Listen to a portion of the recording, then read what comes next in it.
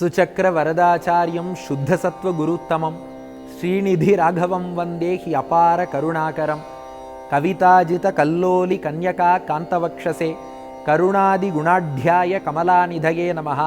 ஸ்ரீ சங்கரா தொலைக்காட்சி நேயர்கள் அனைவருக்கும் வணக்கம். புன்னகை ராமாயணம் பாலஸ்பந்தத்தின் 15வது புன்னகையை இன்றைய தினம் நாம் அனுபவிக்க உள்ளோம். இப்போ என்ன காட்சினா, விஸ்வாமித்திரர் ராமலக்ஷ்மணர்களை அழைத்து கொண்டு சித்தாசிரமம் சென்று சேர்ந்து விட்டார். அங்கே அவர் யாகம் செய்கிறார். யாகம் செய்யும் போது முதல் 5 நாள்கள் எந்த விதமான இடையூறும் இல்லை. 6ஆம் நாள் இரவு அன்றுதான் யாக தீ கொழுந்து விட்டு எரிந்து கொண்டிருக்கிறது. அப்போதுதான் மாரீச்சன், சுபாகு உள்ளிட்ட பல அரக்கர்கள் அந்த யாகசாலையில் கொண்டு வந்து இரத்தத்தை கொட்டி யாகத்துக்கு இடையூறு செய்வதற்காக வந்தார்கள்.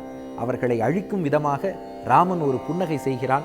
அந்த புன்னகையை அனுபவிக்க நீங்களும் சீதாராமர்கள் முன்பு தயாராக இருக்கிறீர்கள். ஸ்லோகத்தை முதல்ல சேவிச்சுடுவோமா?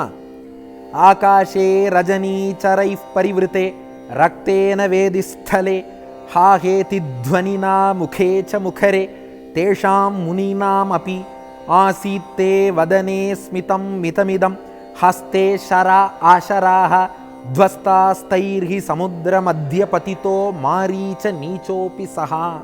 இப்போ என்னாச்சான், ஆகாஷே வானத்திலே, கீழே யாகம் நடந்துட்டு இருக்கு. ஆகாஷே வானத்தில் பார்த்தால் ரஜனீ சரைஹி, சான்ஸ்கிரிட்ல ரஜனி அப்படின்னா இருட்டுன்னு அர்த்தம்.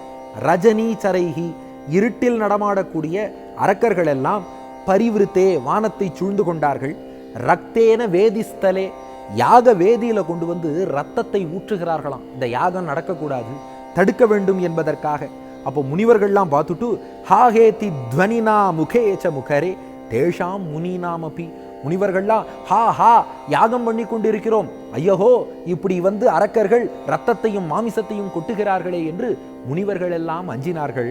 ராமா, அப்போது நீ என்ன செய்தாய்? ஆசீத்தே வதனே ஸ்மிதம் மிதமிதம், ராமா உன் முகத்தில் நீ ஒரு மெல்லிய புன்னகை பூத்தாய். அந்த புன்னகை பூத்த அந்த வேகம், அந்த கரவேகம் சரவேகம் பா, புன்னகை பூத்த அதே வேகத்தில் ஹஸ்தே ஷரா ஆஷராஹா, உன் கையிலே நீ பாணங்களை எடுத்துக்கொண்டாய், உன்னுடைய வில்லிலே அம்பை பூட்டினாய். பூட்டி துவஸ்தாஸ்தைர்ஹி சமுத்திர மத்திய பதிதஹா மாரீச்ச நீச்சோபி சஹா, அங்கே வந்த சுபாகு உள்ளிட்ட அத்தனை அரக்கர்களையும் உன் பாணங்களாலே அழித்தொழித்தாய். ஆனா ஒருத்தனை மட்டும் விட்டுட்ட, மாரீச்சன் என்பவன், அவனை மட்டும் அடித்து கொண்டு போய் கடலிலே தள்ளிவிட்டாய் ராமா.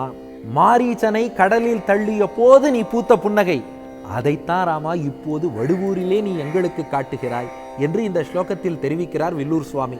அப்போ அந்த 3 விஷயங்கள். முதல்ல இந்த புன்னகைக்கான காரணம் என்னன்னா, மாரீச்சனை அடித்து கீழே தள்ளினான் இல்லையா ராமபிரான், அவனை மட்டும் கொல்லவில்லை, சமுத்திரத்துல தள்ளிட்டான், மற்ற அரக்கர்களை எல்லாம் அழிச்சுட்டான். இந்த மாரீச்சனை உயிரோடு விட்டு வச்சதுனால ராமன் லேசா ஒரு புன்னகை பூத்தானான். இப்போ மாரீச்சனை உயிரோடு விட்டு வைக்கிறதுக்கு ராமன் ஏன் சிரிக்கணும்னா காரணம் இருக்கு. ராமன் என்ன நினைச்சானா, இந்த ராமாயண வரலாறு என்பது இன்னும் பெரிதாக வளர வேண்டும், அப்படியே பாதியில முடியக்கூடாது. நம்ம நிறைய ஸ்லோகங்கள் கேட்கணும், நம்ம சங்கரா டிவியில நிறைய புன்னகை அனுபவிக்கணும்னு நினைச்சானா.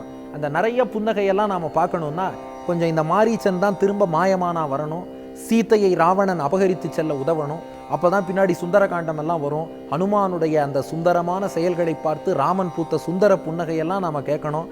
இதெல்லாம் எப்போ கிடைக்கும்? இந்த மாரீச்சனை உயிரோடு விட்டு வச்சாதான் கிடைக்கும். அதனால ராமாயணம் நன்றாக வளர்வதற்கு ஒரு விதை போல் மாரீச்சனை கடல்ல விதைச்சுட்டானான், மற்றவர்கள் எல்லாம் வதைத்து விட்டான். அப்போ சுபாகு உள்ளிட்ட மற்ற அரக்கர்களை வதைத்து ஒழித்தான், மாரீச்சனை மட்டும் விட்டு வச்சு விதைத்து வைத்தான். இவன் பின்னாடி வரப்போறான், பரவாயில்ல ராமாயணம் வளரட்டும் என்று நினைத்து அப்போது ராமன் புன்னகை செய்தான். அது புன்னகைக்கான காரணம். இந்த புன்னகை தெரிவிக்கக்கூடிய செய்தி என்னன்னா, அதுல ஒரு பெரிய விஷயம் இருக்கு. இந்த மாரீச்சனை ஏன் ராமன் விட்டு வைக்கணும்?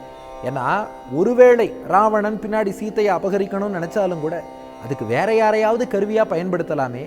மாரீச்சனைத்தான் பயன்படுத்த வைக்கணுமா, இவனைத்தான் உயிரோடு விடணுமானா ராமன் ஒரு பெரிய விஷயத்தை திருவுள்ளத்தில் கொண்டுதான் பண்ணியிருக்கான். என்னன்னா, இந்த மாரீச்சன் தாட்டகையின் மகன் என்பதை ஏற்கனவே அடியன் சொன்னேன். மாரீச்சன் சுபாகு 2 பேருமே தாட்டகையின் மகன்கள். தாட்டகையை ராமன் சமீபத்தில் தான் வதம் செய்தான்.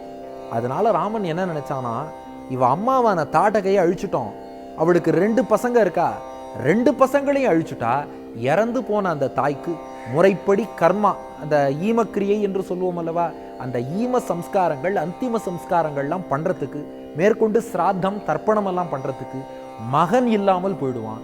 அதனால இறந்த தாய்க்கு அப்படி ஒரு மகன் இல்லாமல் நாமளே அந்த தப்பு பண்ணிடக்கூடாது. நாம் தாட்டகையை வதம் பண்ணோம்னா மேற்கொண்டு அவள் வாழும் வரை எத்தனை தப்பு வேணாலும் பண்ணியிருக்கலாம். ஒருத்தர் இறந்துட்டார்னா அவர் செய்த பாப்பங்களும் அத்தோடையே போச்சுன்னு தான் நாம் கருதணும். ஆகையினால அந்த தாட்டகைக்கு ஈமக்கிரியைகள்லாம் தொடர்ந்து செய்வதற்காகத்தான் மாரீச்சனை உயிரோடு விட்டுருக்கான் ராமன். அப்போ நமக்கு இது சொல்ற செய்தி என்னன்னா, நாமும் அந்த முன்னோர்களுக்கு மூதாதையர்களுக்குன்னு பித்திருக்காரியம்னு பண்றோம் இல்லையா, அதை விடாமல் ஒத்தொத்தரும் செய்யணுங்கிறத தான் மாரீச்சனை உயிரோடு விட்டு வச்சு ராமன் உணர்த்தி இந்த புன்னகை வாயிலாக நமக்கு செய்தி சொல்கிறான். இப்போ மூன்றாவது விஷயம், இந்த புன்னகையை அனுபவித்தால் என்ன பலன்? வாங்க ஸ்லோகத்தை சேவிச்சுட்டே பலன் என்னன்னு பார்த்துருவோம். ஆகாஷே ரஜனீச்சரை பரிவிருத்தே ரக்தேன வேதிஸ்தலே ஹாஹேதி த்வனினா முகே ச முகரே தேஷாம் முனீனாமபி ஆசீத்தே வதனே ஸ்மிதம் மிதமிதம் ஹஸ்தே ஷரா ஆஷராஹ துவஸ்தாஸ்தைர்ஹி சமுத்திர மத்தியபதிதோ மாரீச்ச நீச்சோபி சஹா என்று இந்த ஸ்லோகத்தை சீதாராமர்கள் முன்பு விண்ணப்பித்து நாமும் அந்த புன்னகையை ரசித்தால் நாம் செய்யக்கூடிய பிழைகளை ராமன் பொறுத்தருள்வான். எத்தனையோ பாபங்கள் பண்ணியிருக்கோம், தெரிந்தோ தெரியாமலோ. இனி திருந்தி வாழ்வேன்கிற உறுதியோடு இந்த ஸ்லோகத்தை சொல்லி புன்னகையை ரசித்தால் நமது அனைத்து பிழைகளையும் ராமன் பொறுத்தருள்வான். இனி நாம் பிழை செய்யாமல் இருக்க அவனே அருள் புரிவான். நன்றி, வணக்கம்.